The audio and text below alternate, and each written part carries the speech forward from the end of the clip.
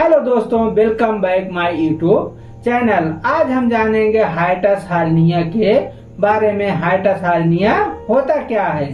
जब पेट के ऊपर का भाग जो हमारी श्वास नलिका होती है, उस नलिका में श्लेष्मिक झिल्ली जो होती है वह किसी कारणवश उसमें छेद हो जाता है और उस छेद से निकलकर सीने के हिस्से में चला जाता है। जो डायफ्राम मांसपेशी की एक पतली लंबी झिल्ली होती है जो सीने में जो श्वसन तंत्र है को पेट से पाचन के अंगों से अलग करती है, उस स्थिति को हम हाइटस हार्निया कहते हैं। जानते हैं इसके पर्याय के बारे में। Inguinal hernia, femoral hernia, umbilical hernia, epigastric hernia और हाइटल हार्निया।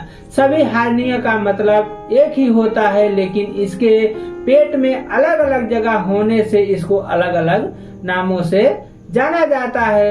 वैसे तो हार्निया मुख्य रूप से दो प्रकार के होते हैं। एक होता है स्लाइडिंग हाइटस हार्निया, दूसरा होता है पैरासोफेजियल हाइटस हार्निया। यहाँ हम मुख्य रूप से जानेंगे स्लाइडिंग हाइटस हार्निया के बारे में। अब जानते हैं इसके कारण के बारे में।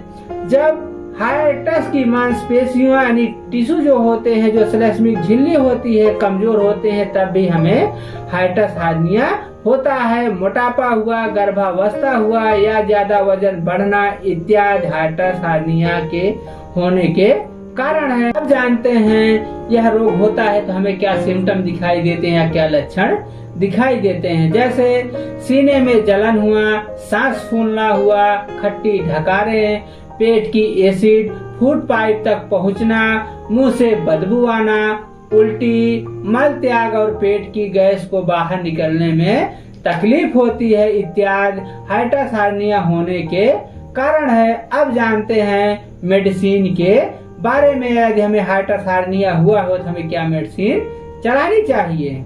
अब जानते हैं हाइटस हार्निया के मेडिसिन के बारे में। यदि हमें हाइटस हार्निया हुआ है तो हमें क्या मेडिसिन चलानी चाहिए। पहला है हमारा टैबलेट सेस्टोन। यह एक आयुर्वेदिक दवा है। इसका इस्तेमाल हम करेंगे श्लेष्मिक झिल्ली जो कटी हुई है, जिस वजह से छेद हुआ है, यानी हमारे डायाफ्राम में और स्टोमच के बीच में, उसको तैयार करने के लिए यह एक रोगाणुनाशक दवा है। इसका हम इस्तेमाल करेंगे दोनों टाइम। फिर है हमारा कैप्सूल न्यूरोकाइंड प्लस RF। यह एक मल्टीविटामिन कैप्सूल है जिसका कंपोजिशन है alpha lipoic acid 100 mg, folic acid 1.5 mg, फिर है मेथायाकोबालामीन 1500 mg और पाइरिडोक्सिन 3 mg इसका कंपोजिशन है। इसका इस्तेमाल करेंगे हम ब्लड को बढ़ाने के लिए, साथ ही साथ अपने पोषण की कमी को दूर करने के लिए। इसको लेना है हमें 24 घंटे में एक बार। इसका इस्तेमाल करेंगे एक बार। फिर है हमारा टैबलेट पेसिलैक 150 mg। यह एक अल्सरेटिव दवा है। इसका इस्तेमाल करेंगे एसिड को कम करने के लिए, जिसका कंपोजिशन है रेनिटिडीन 150 mg। इसका इस्तेमाल हम करेंगे दोनों टाइम। फिर आता है हमारा टैबलेट जैनफ्लैक्स 200 mg। यह एक एंटीबैक्टीरियल टैबलेट है। इसको हम इस्तेमाल करेंगे संक्रमण को दूर करने के लिए, जिसका कंपोजिशन है ओफ्लैक्सासिन 200 mg। इसका हम इस्तेमाल करेंगे सुबह और शाम। फिर है हमारा कैप्सूल पेंटाक DSR। यह एक गैस्ट्रोरेस्टिरेंट दवा है। इसका डबल दवाओं का कंपोजिशन है, जैसे डोमपेरिडान 30 mg, फिर पेंटाप्राजोल 40 mg। इसका इस्तेमाल करेंगे कब्ज को दूर करने के लिए, साथ ही साथ पेट को सफा रखने के लिए। इसको हम 24 घंटे में लेंगे एक बार।